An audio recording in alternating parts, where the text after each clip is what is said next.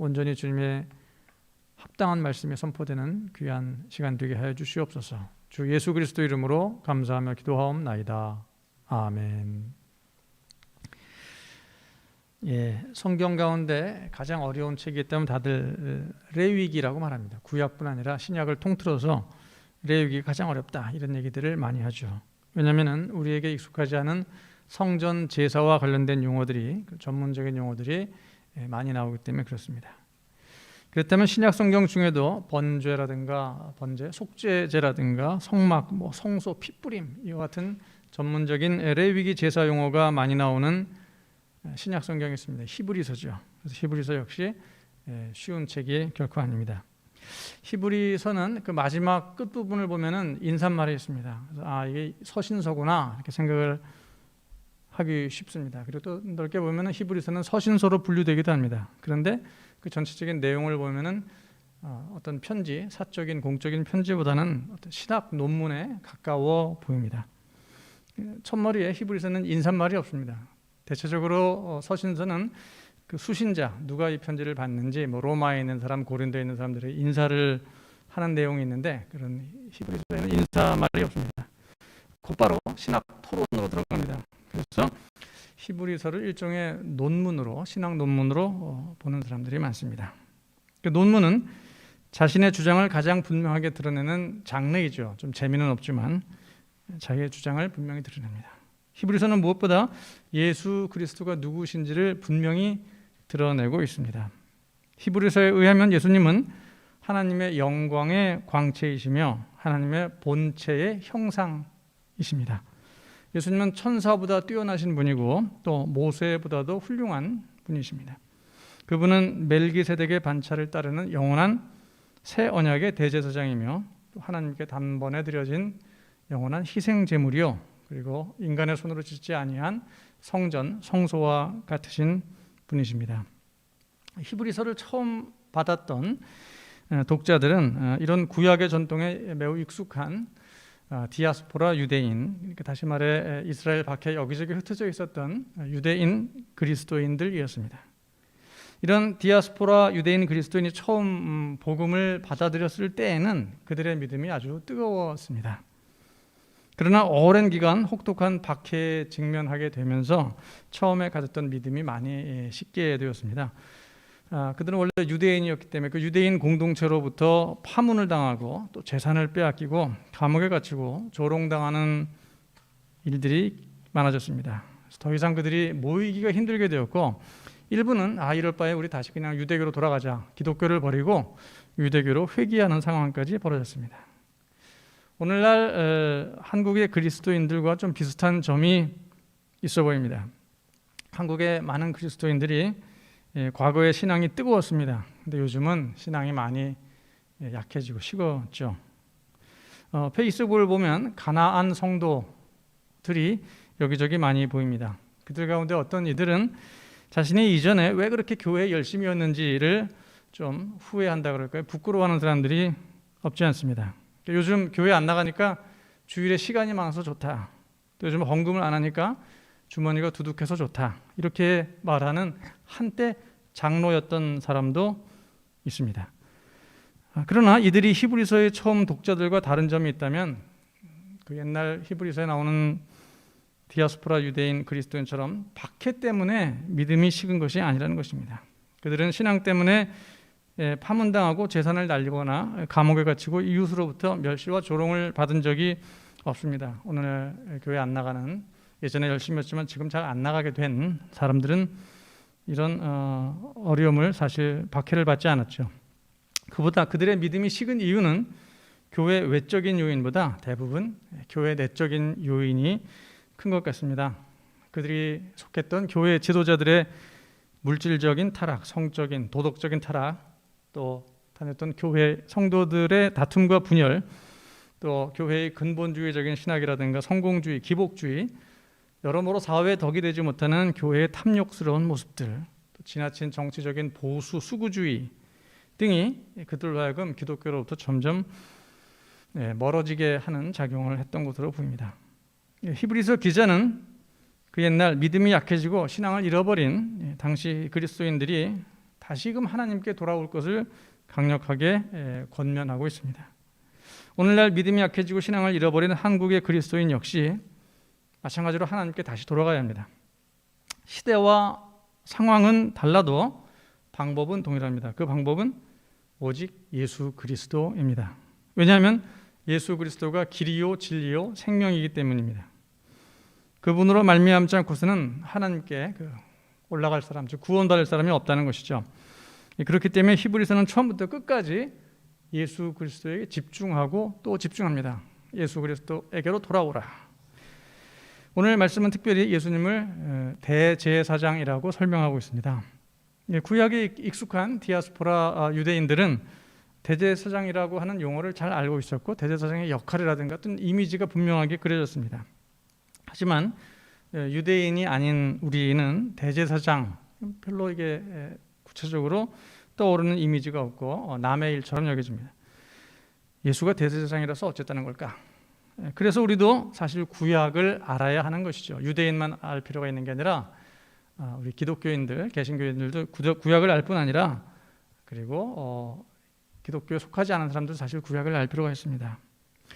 그리스도인이 개신교는 구약을 버려야 한다 이런 주장이 없지 않아 있는데 이단 사상입니다. 2세기 중엽에 마르시온이라고 하는 이단이 구약을 버렸습니다. 그리고 신약 가운데서도 구약적인 냄새가 풀풀 나는 이 히브리서 같은 책은 성경이 아니다. 그래서 그들 역시 버렸습니다. 그러나 오늘날에는 그리스도인뿐 아니라 일반인들도 인문학적인 소양을 위해 구약을 알 필요가 있습니다. 최근 EBS 방송에 클래스 2라고 하는 그 프로그램이 있어요. 거기 보면은 주원준이라고 하는 평신도 가톨릭 신학자가 있습니다. 신학자이고 또 구약학자이고요. 중근동 고대 어떤 전문 언어학자이기도 한데 그분의 구약의 사람들이라고 하는 강의가 있습니다. 한 15편인가요? 10편으로 되어 있는데 상당히 인기를 얻었습니다. 그리고 그런 것들을 통해서 일반인들도 구약을 통해 어떤 삶의 귀한 통찰을 얻을 수 있다는 것을 잘 보여주는 강의인 것 같습니다.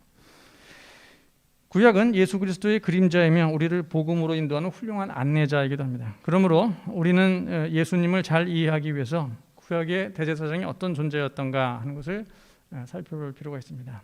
이스라엘은 원래 거룩한 하나님의 백성, 하나님이 택하신 거룩한 하나님의 백성이죠. 하지만 그들을 한 사람 한 사람 보면 모두 죄인입니다. 그러니까 죄인이 거룩해지려면 죄 용서를 받아야죠. 죄 사함을 받아야 합니다. 근데 그 죄 사함의 권세는 오직 하나님께 있습니다. 문제는 죄인 된 인간이 하나님께 나아가면 죽는다는 거예요.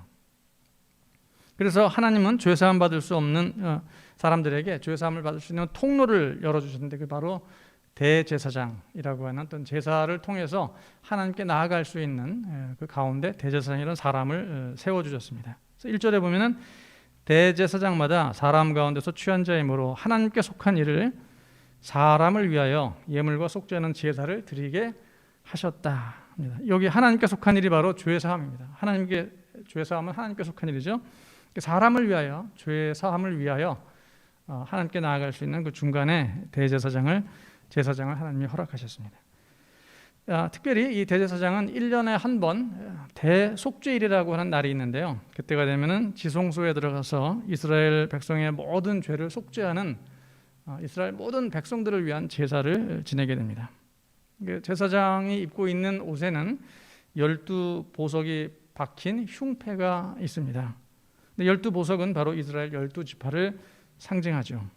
대제사장이 곧 이스라엘 12지파요. 또 이스라엘 12지파가 곧 대제사장이다라는 그런 의미가 있습니다. 그만큼 대제사장은 아주 중요한 역할을 하게 됩니다. 이런 대제사장은 백성들에게 율법, 곧 하나님의 말씀을 가르쳤습니다.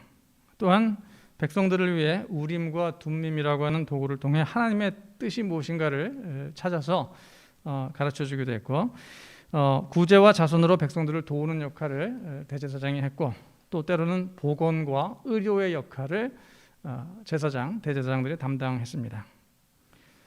여러분 구약시대 사람들이 선지자, 예언자를 좋아했을까요? 대제사장을 좋아했을까요?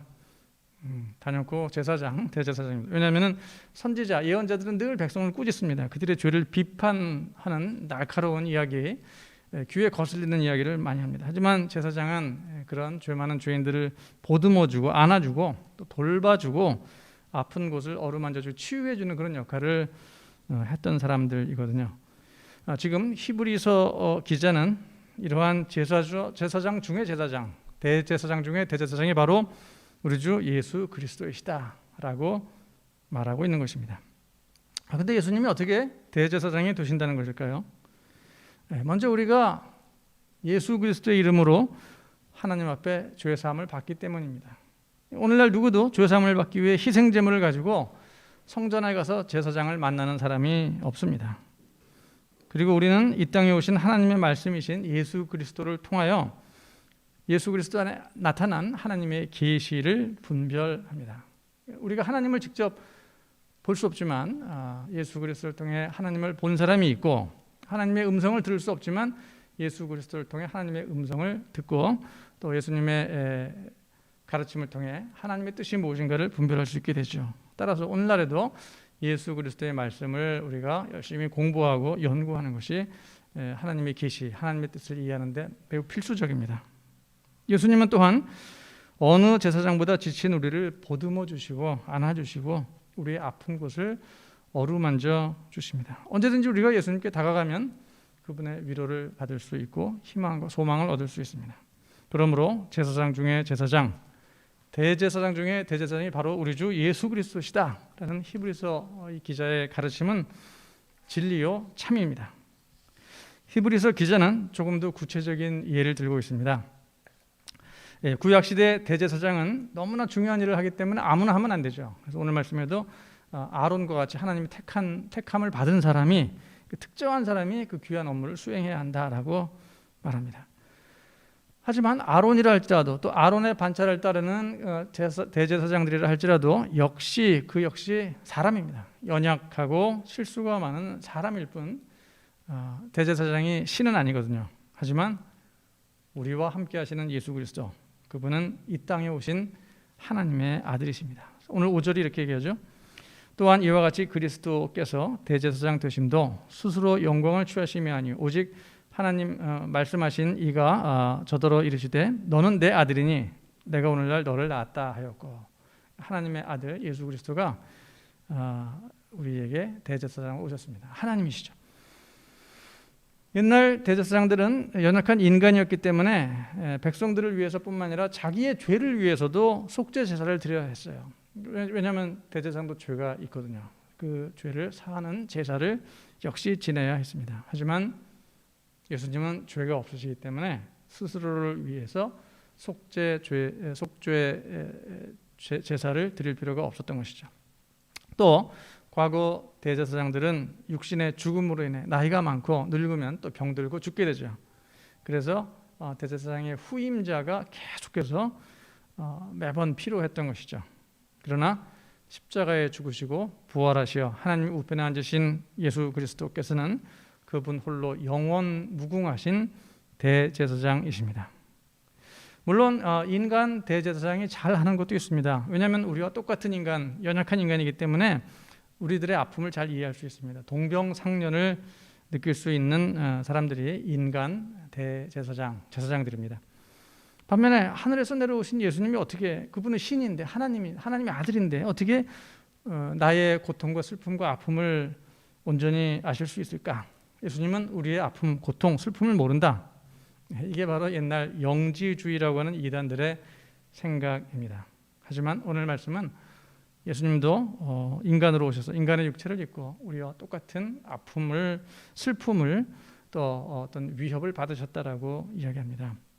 이렇게 묘사하죠. 십자가에 달리시기 전날 밤 예수님이 심한 통곡과 눈물로 하나님께 간구와 소원을 올렸다라고 기록하고 있습니다. 예수님도 두려우셨던 거예요. 십자가에 죽으시는 것이 예수님도 두렵고, 가능하다면, 할 수만 있다면 하나님 이 잔을 내게서 피하게 해주십시오라는 기도를 예수님도 드렸어요. 예수님 어떻게 그럴 수 있느냐? 하나님의 아들이, 하나님 아들이지만 인간의 육체를 입고 오셨기 때문에 우리와 동일한 슬픔과 아픔과 그런 두려움을 예수님도 동일하게 느끼셨다는 것이죠.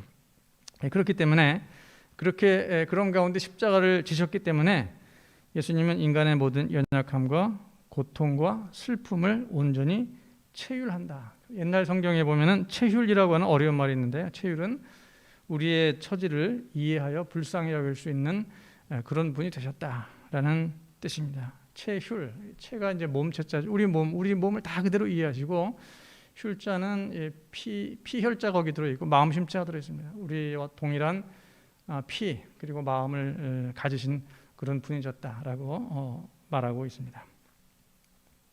무엇보다 중요한 것은 예수님이 멜기세덱의 반차를 따르는 제사장이었다. 반차란 말도 어려운 말이죠. 반차는 영어로 말하면 오더입니다. 뭐 어떤 계열이라든가 계승 이런 것을 얘기합니다. 예수님은 멜기세덱의 어떤 계열을 따르는 그런 제사장, 대제사장이었다는 사실을 6절이 말하고 있습니다. 원래 이스라엘의 대제사장은 멜기세덱이 아니죠. 아론의 반차를 따르는 아론의 후예가 하게끔 되어 있었습니다. 그런데 신구약 중간 시대인 주전 한 174년경에 이스라엘이 그때 그리스의 지배를 받고 있었어요. 그때 오니아스 3세라고 하는 대제사장을 사실상 마지막으로 아론의 자손의 어떤 반차가 계열이 대가 끊어지게 됩니다. 그 이후에는 왕이 스스로 제사장을 합니다. 원래는 왕이 대제사장을 겸할 수가 없거든요. 그런데도 불구하고 지금 아론의 반차가 없으니 왕이 스스로 내가 대제사장이 되겠다라고 하거나, 아니면 어떤 사람은 아예 돈을 주고 뇌물을 주고 대제사장직을 매수하기도 했습니다. 신약 시대의 대제사장은 누구입니까? 가야바라든가 안나스 이런 사람들을 보면 로마 제국이 임명한 사람이에요. 대제사장을, 거룩한 대제사장을 로마 제국이라고 하는 그 세속의 나라의 지휘관이, 그 통치자가 임명을 하는, 그 정도로 유대교가 이제 타락하고 힘이 없어지고 말기적인 모습을 보여주었죠. 예수님은 당연히 이런 엉터리 자칭 대제사장의 계열 반차가 아닙니다. 그렇다고 예수님은 유다 지파로 오셨기 때문에 원래 아론은 레위 지파죠.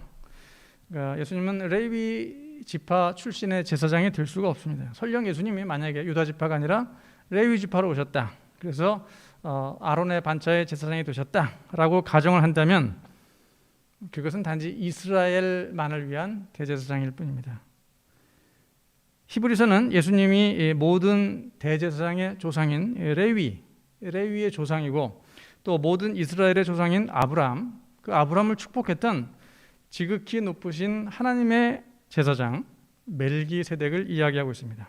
예수님이 바로 이 멜기세덱의 반차를 따르는 대제사장이다라고 오늘 10절이 얘기하고 있습니다. 창세기 14장에 나오는 멜기세덱은 아주 신비한 인물이에요. 갑자기 그냥 등장합니다. 창세기에. 그는 히브리서에 의하면 그는 아버지도 없고 어머니도 없다, 족보도 없고 시작한 날도 없고 생명의 끝도 없어서 하나님의 아들과 닮아 있다. 그 제사장이 바로 예수 그리스도를 상징한다, 이렇게 히브리서가 묘사하고 있는데요. 바로 예수 그리스도가 멜기세덱의 반차를 따르는 대제사장이다. 그것은 단지 그가 유대인만의 대제사장이 아니라 세계적인 대제사장, 유대인의 조상도 훨씬 뛰어넘는 세계적인 우주적인 대제사장임을 이야기하고 있습니다. 옛 시대에는 아론 반차의 대제사장을 통하여 이스라엘 사람들이 죄사함 받는 거룩한 하나님의 백성이 되었다면, 이제 새 시대에는 멜기세덱의 반차를 쫓는 대제사장 예수 그리스도를 통해 이제 모든 사람들, 세상 모든 사람들이 남녀노소, 빈부귀철, 인종, 민족 차별하지 않고 다 그리스도 안에서 죄사함 받은 거룩한 하나님의 백성이 된다라고 하는 것을 히브리서가 말하는 것이죠. 그러므로 히브리서를 읽은 유대인 그리스도인들은 다시는 유대교로 돌아갈 필요가 없어요. 히브리서를 읽고 예수님이 이런 분이구나 깨달았다면 내가 차라리 유대교로 돌아가자 이럴 필요가 없습니다. 돌아갈 리도 없고 돌아갈 수도 없습니다. 동족 유대인들의 핍박이 아무리 심해도 그들은 돌아가면 안 돼요. 돌아갈 수도 없고 예수 그리스도 앞으로 더 나와야 되는 것이죠. 오늘날 우리 또한, 그리고 오늘날 믿음이 약해진 많은 그리스도인, 또 교회를 심지어 떠난 가나안 성도 같은 사람들도 이 시대와 이 시대의 교회와 또 목회자들 그리스도인들에게 아무리 환멸을 느낀다 해도 다시 믿음 없던 시절로 돌아가면 안 됩니다. 또 그렇게 해서도 안 되고 할 수도 없습니다. 타락한 교회와 목회자 비난할 수 있습니다. 비난하는 거 좋습니다. 그러나 그럴수록 더 나은 방식으로 길과 진리요 생명 되신 예수님께 나아가야지, 비난은 비난대로 하고 나도 예수님에게서 멀어진다, 그것은 안 됩니다. 똑같이 예수님으로부터 멀어지면 안 되는 것이죠. 따라서 오늘날 낡은 교회들이, 낡은 그리스도인들이 옛날 유대교가 했던 것처럼 그런 구태한 모습을 보여주더라도 우리는 더 나은 방식으로 예수님께 나아가는 신앙의 길을 찾아야 합니다. 기독교 신앙을 떠나는 것은 결코 답이 될 수 없습니다. 히브리서가 우리에게 가르쳐주는 진리는 이제는 낡은 시대가 갔다. 이제 하나님께서는 새 시대를 열어주셨다. 하나님께서는 당신의 모든 비밀을 예수 그리스도를 통해 우리에게 말씀하셨고, 그를 만물의 상속자로 세워서 모든 것을, 온 세상을 그에게, 예수 그리스도에게 주셨다라고 히브리서 1장에서부터 처음부터 이런 얘기를 밝히고 시작합니다. 그러므로 오늘 우리는 예수 그리스도를 통해 새 시대를 살아가는 하나님 나라 백성이 되었다는 사실에 깊이 감사해야 할 것입니다. 그리고 그 신실하신 하나님께 우리 모두 순종해야 합니다. 이를 위해 우리는 십자가에 죽으시고 부활하신 영원한 대제사장 예수 그리스도께 우리가, 그리고 예수님부터 멀었던 한국 교회가 다시 힘차게 나아가야 할 것입니다. 응답의 찬송 부르겠습니다.